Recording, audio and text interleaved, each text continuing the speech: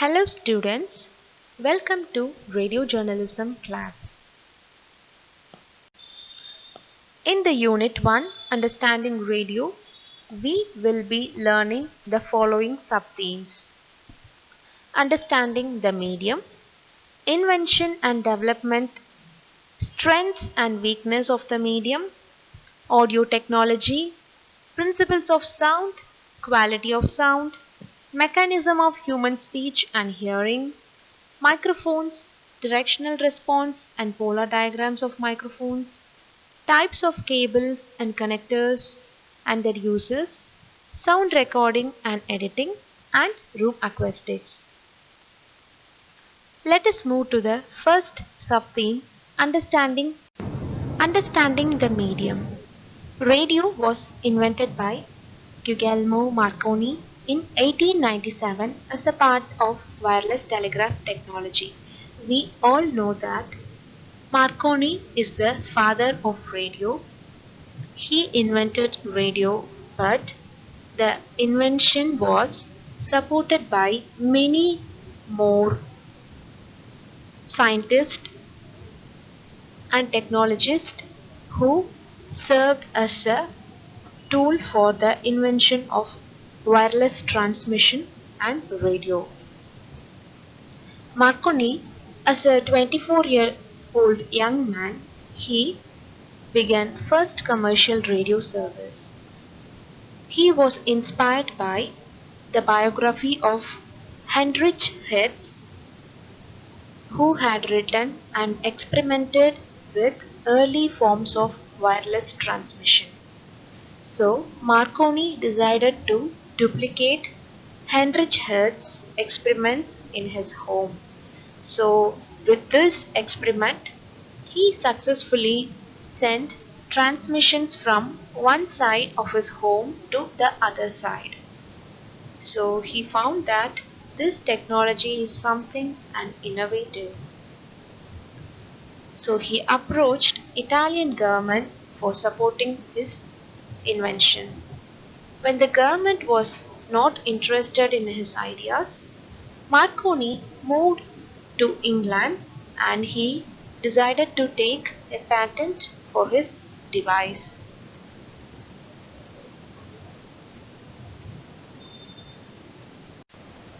Let us move to the history of radio. In this session, I am just briefing what is radio and few things about history of radio. In future classes, we will see them elaborately.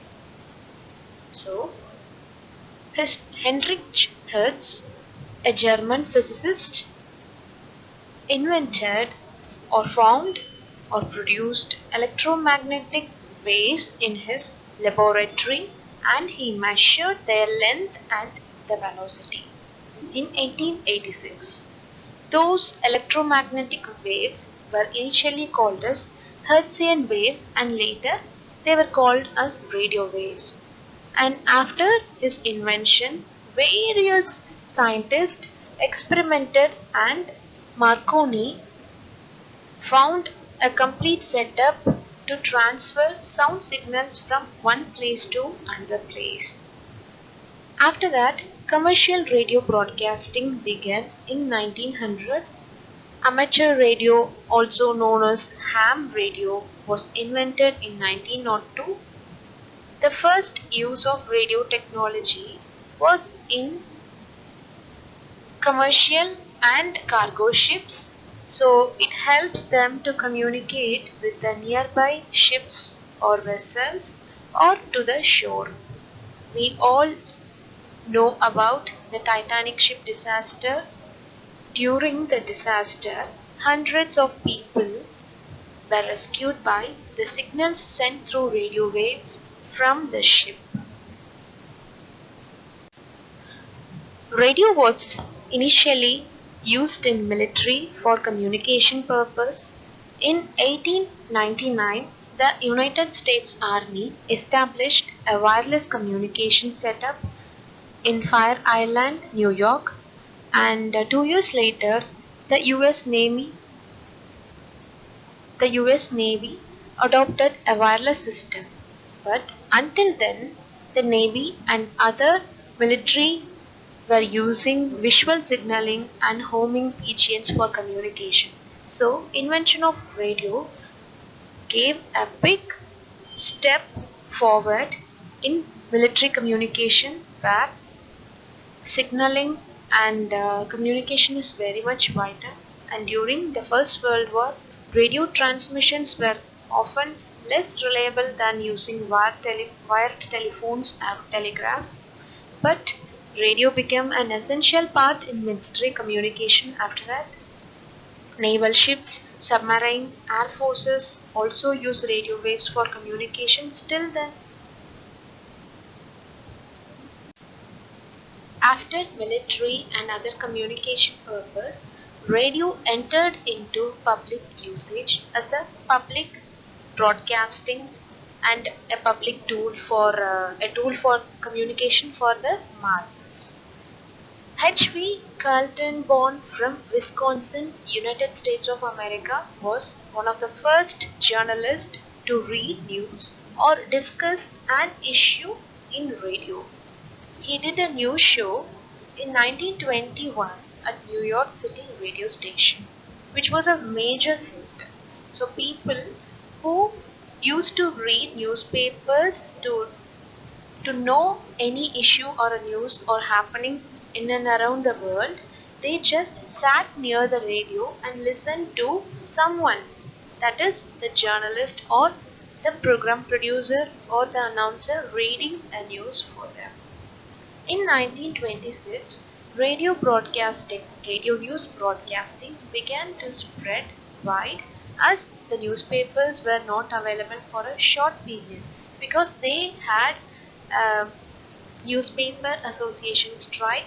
So people just went for radio to know the happenings in and around the world. So from that moment, radio news became very popular among people. So radio communication has so many positives, and one such is it is instant because during those time newspaper will be arriving after publication, that is if anything happened in a place, the news will be reaching the people through newspaper in 24 hours or more than that.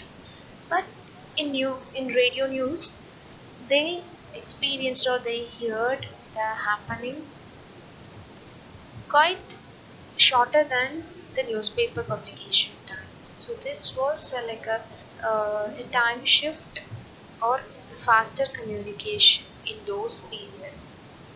So people they just went on for listening radio news stories. After being a medium for public just for an information, radio drastically shifted its shape into an entertainment medium because after World War First, the economy began to settle down. So people started to earn and buy things. They had a normal life after World War One. The economy has begun to settle down, so people had more jobs. So they had more money. They had time to spend those money. So individuals they just went for spending their money for leisure time. So film was also very popular in those times, but only the upper middle class and the elite can access the cost of a film theater ticket.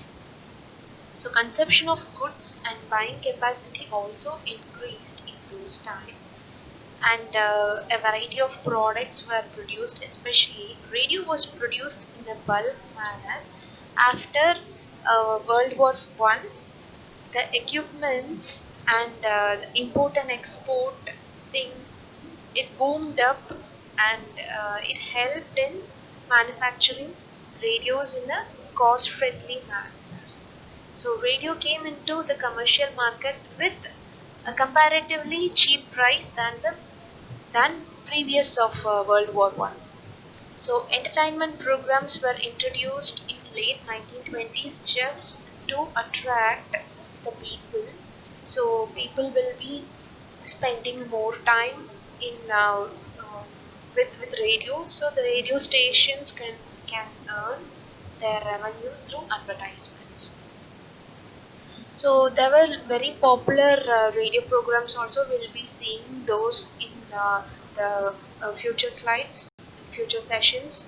The cost of a movie ticket was comparatively high than a radio set.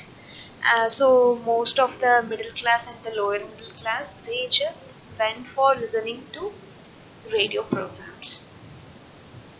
To sum up, the advantages of radio communications, the advantages of owning a radio or operating a radio is like it is very handy, easy to carry, not just as what we see today. It is quite, the radio was quite larger and heavier than what we see now.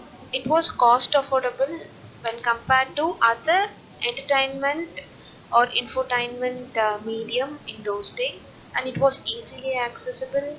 Entertainment as well as educative content and power consumption was also very low, and it was a better choice for development programs and awareness programs. So, from this session, you might have learned about a brief history of radio. So, the exercises are write a brief note of history of radio. So, what you understood about radio, and also write a brief note on radio as an entertainment medium, your point of view on how radio acted as an entertainment medium in those days, and as well as you can also compare those days and at the present days. Even now we are addicted to radio programs. We used to listen to radio while traveling, while working. Every things we do, like a disconnected radio is being a part of our major part of our lives, and you can write a brief note on radio as an entertainment medium from your point of view. Thank you.